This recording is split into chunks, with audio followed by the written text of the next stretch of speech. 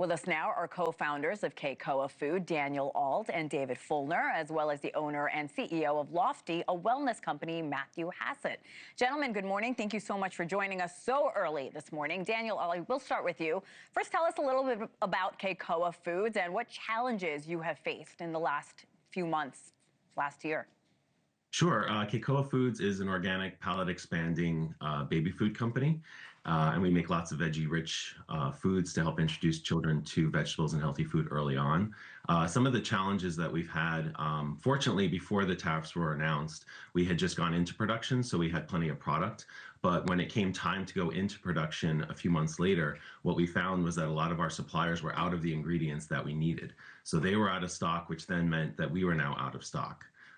So that's been a real challenge as a small business to try to make sure that we have inventory and can continue to be available for sale.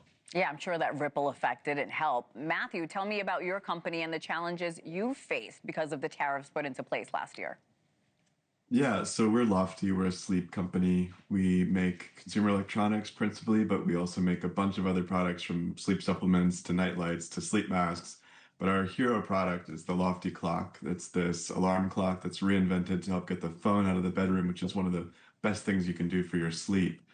And so we manufacture our product in China, which was one of the countries hardest hit by tariffs. It's really the best place to make consumer electronics.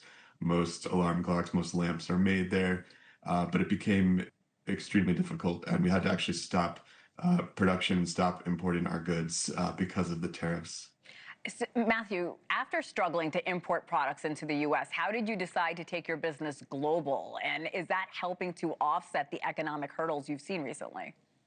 I felt that was really the only choice because if you think about it just in Econ 101 of supply and demand, you could either control supply or demand, and we have really no control over supply because there's a tax that's set on our products. And so at one point it was as high as 180%. So if you think about that, that's 3 times the cost of something. So if you were paying $10 for something, now you're paying $30 for something effectively, or $28. So that really means it killed any chance of moving those goods into the United States. And so I really thought the only way we could deal with this is to sell in countries without these punitive taxes on our products, and which really ultimately trickled out to consumers. So this idea that foreign companies or foreign governments pay tariffs is absolutely wrong.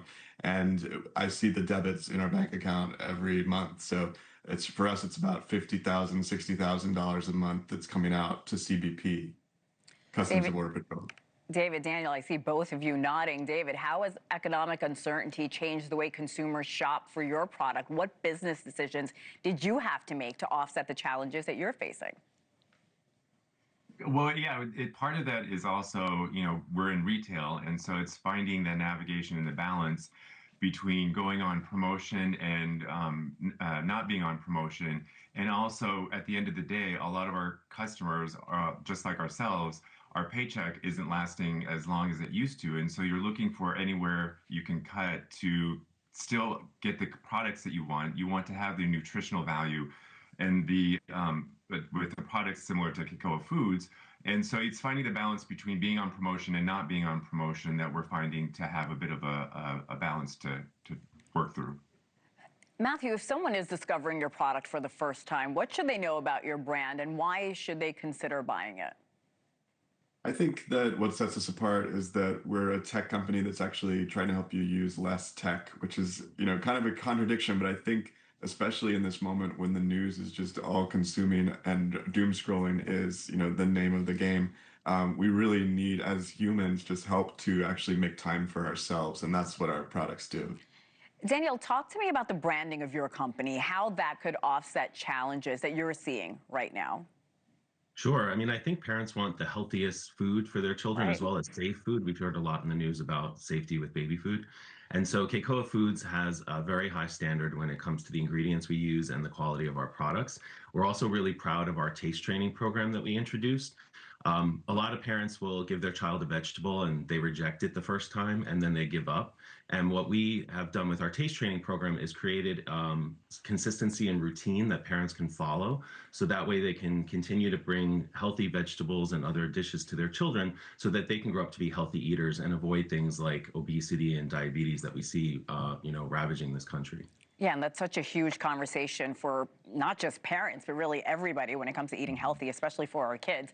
Matthew, as you look towards the future, where do you see your business in the years to come if economic conditions stay the way they are?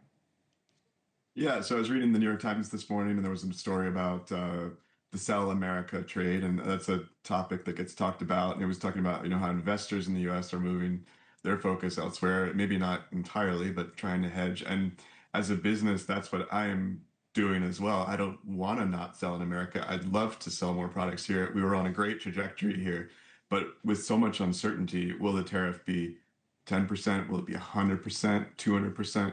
There's just no way I can plan. And so with a business, with a consumer electronics business, you really have to be planning your supply chain, 5 months out, kind of at a minimum. So having these whipsaw tariffs makes it very difficult to plan around the United States. So we are focused on other markets for now. If the US does settle down, we'll, put more focus back here. But for now, it's just too dangerous for a small business to do business here. Many business owners we talk to always cite the uncertainty, and I'm sure it's so hard to have a business strategy when you can't sell in the United States. Daniel, I want to pose the same question to you. What are your hopes for the next several years, especially if nothing changes? Yeah, so we're really looking at trying to drive in other channels. We sell direct to consumer, we sell in retail, but we're also applying for different kinds of opportunities like grant funding and opportunities to sell within the city of New York, the state of New York, the state of New Jersey.